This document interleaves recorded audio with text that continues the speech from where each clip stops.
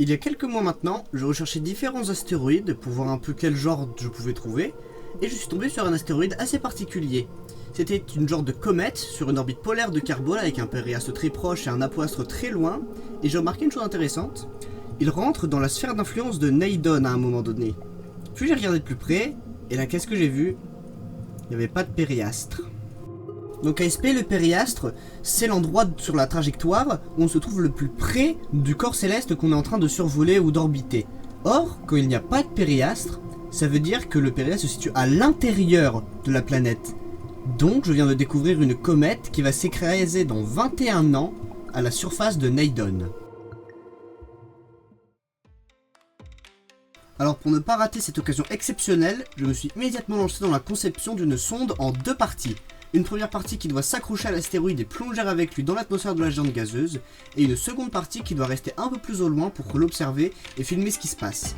Cette seconde partie doit également avoir beaucoup de delta V pour pouvoir rattraper l'astéroïde avant qu'il ne heurte Neidon et avoir le temps de s'accrocher à lui et de le suivre dans sa trajectoire. Ces 2 sondes s'appellent Icarus et Dédale. Icarus pour la sonde qui va plonger dans l'atmosphère et Dédale pour la sonde qui va rester autour et observer.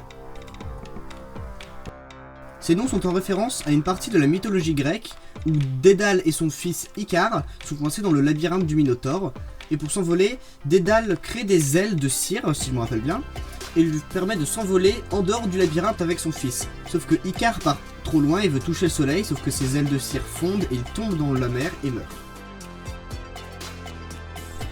Icare a un petit réservoir d'argol liquide et d'oxydant pour pouvoir faire de petites manœuvres et s'accrocher à l'astéroïde, rien de bien incroyable. Alors que Dédale, elle, a besoin de beaucoup de delta V, et je lui ai donc donné un moteur ionique très efficace, le Joule Fort. Attention, pas Joule comme la planète, mais Joule comme le mot anglais pour bijou.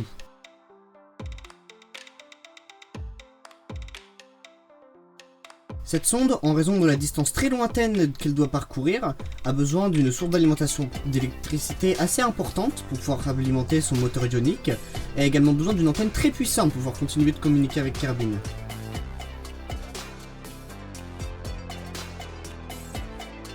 Ma première idée était d'utiliser d'immenses panneaux solaires, couplés avec une utilisation réduite, donc une poussée limitée du moteur ionique.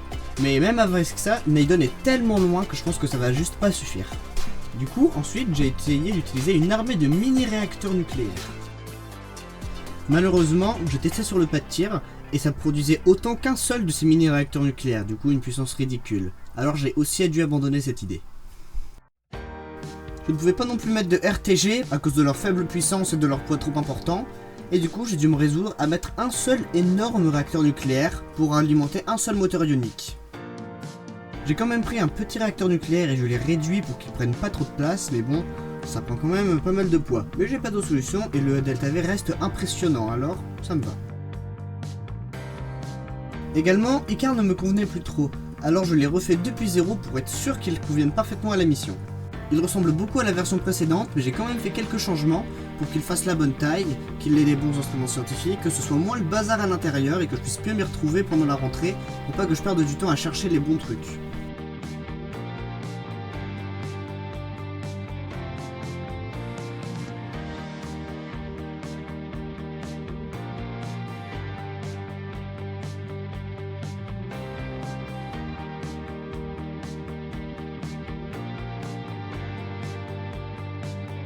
Voici donc la version finale de la mission Icarus, prête à être lancée sur orbite puis rattraper la comète.